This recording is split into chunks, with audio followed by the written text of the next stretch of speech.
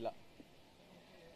ಈ ಧರ್ಮಸ್ಥಳದಲ್ಲಿ ಏನು ಇನ್ಸಿಡೆಂಟ್ ನಡೆದಿದೆನೋ ಆ ಹುಡುಗಿ ಸೌಜನ್ಯ ವಿಚಾರದಲ್ಲಿ ಅದರಲ್ಲಿ ಬಹಳಷ್ಟು ದಿನಗಳಿಂದ ಇವತ್ತಲ್ಲ, ಬಹಳ ಹಳೆಯ ಕೇಸ್ ಇದು ನಡೀತಾನೆ. ಸುಪ್ರೀಂ ಕೋರ್ಟ್ ಕೂಡ ಹೋಗಿದೆ. ಆ ಸುಪ್ರೀಂ ಕೋರ್ಟಲ್ಲಿ ಕೂಡ ಏನು ಆಗಬೇಕಾಗಿತ್ತು ಎಲ್ಲ ಕೂಡ ಆಗಿದಾವ. ಯಾರು ಕೂಡ ಎಂಕ್ವೈರಿ ಮಾಡಲಾರ್ದಂತೆ ಏನು ಆಗ್ಲಾರ್ದಂತೆ ಎಲ್ಲ ಕೂಡ ಆಗಿದಾವ. ಅಂದರೆ ನಾನೇನು ಹೇಳ್ತೀನಿ, ಯಾವುದಿದ್ದೇ ಧರ್ಮ ಸೂಕ್ಷ್ಮತೆ ವಿಚಾರಗಳಲ್ಲಿ ಭಾವನೆಗಳಿಗೆ ಯಾವತ್ತು ಕೂಡ ಅಂದರೆ ಎಮೋಷ್ನಲ್ ಅಟ್ಯಾಚ್ಮೆಂಟ್ಸ್ ಇದ್ದಂಥ ಧರ್ಮಸ್ಥಳ ದೇವಸ್ಥಾನ, ಧರ್ಮಸ್ಥಳ ವೀರೇಂದ್ರ ಹೆಗಡೆಯವ್ರ ಬಗ್ಗೆ ಜೊತೆಲಿ ಇದ್ರನ್ನ ಭಾವನಾತ್ಮಕವಾದಂಥ ಸಂಬಂಧಗಳಿರೋಂಥ ಟೈಮಲ್ಲಿ ಸೂಕ್ಷ್ಮತೆಯಿಂದ ಯಾವುದೇ ಸರ್ಕಾರಗಳು ಕೆಲಸ ಮಾಡಬೇಕಾಗುತ್ತೆ.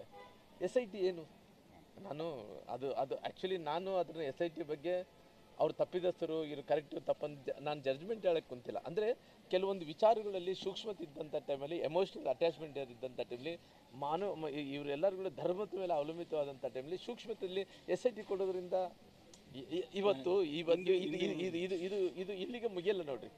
ಇವತ್ತು ಏನಾಗುತ್ತೆ ಅಂತ ಹೇಳಿದ್ರೆ, ಎಲ್ಲ ಒಂದು ಕಡೆ ಅವ್ರಿಗೆ ಧರ್ಮಸ್ಥಳ ವೀರೇಂದ್ರ ಹೆಗಡೆ ಅವರ ಬಗ್ಗೆ ಹಿಂಗೆಲ್ಲ ಆಗಿದೆ, ಸುಪ್ರೀಂ ಕೋರ್ಟ್ ವಾಪಸ್ ಬಂದಿದೆ.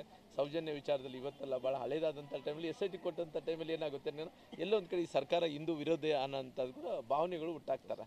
ಹಂಗಾಗಿ ಇದು ಯಾವುದು ಕೂಡ ಸರಿಯಲ್ಲ. ಯಾಕಂದರೆ ನಾನು ಹೇಳೋದಿಷ್ಟೇ, ಇವತ್ತು ಯಾರನ್ನಾಗಲಿ ತಪ್ಪಿದಸ್ಥರಿಗೆ ಅವ್ರಿಗೆ ಶಿಕ್ಷೆ ಆಗಲೇಬೇಕು. ಸೌಜನ್ಯ ವಿಚಾರದಲ್ಲಿ ಆಗಿರ್ಬೋದು, ಇನ್ನೂ ಬೇರೆ ವಿಚಾರದಲ್ಲಿ ಆಗಿರ್ಬೋದು.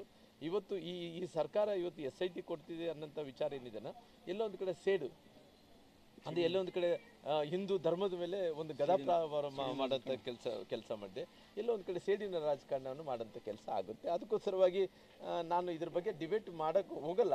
ಯಾಕಂದರೆ ಸೌಜನ್ಯ ಕೇಸು ಇವತ್ತು ಇಷ್ಟು ದೊಡ್ಡ ಮಟ್ಟದಲ್ಲಿ ದೇಶದಲ್ಲಿ ಒಂದು ಚರ್ಚೆ ಸಂಚಲನ ಮೂಡಿಸುವಂಥ ಟೈಮಲ್ಲಿ SIT ಕೊಟ್ಟಿರೋದು ಎಷ್ಟು ಕರೆಕ್ಟು, ಇವತ್ತು ಸರ್ಕಾರ ಈ ತೀರ್ಮಾನ ತಗೋಬೇಕಾಯ್ತಾ, ಎಲ್ಲೋ ಒಂದು ಕಡೆ ಧರ್ಮದ ಮೇಲೆ ಗದಾಪ್ರಹಾರ ಮಾಡೋಂಥ ಕೆಲಸ ಆಗಿದೆ.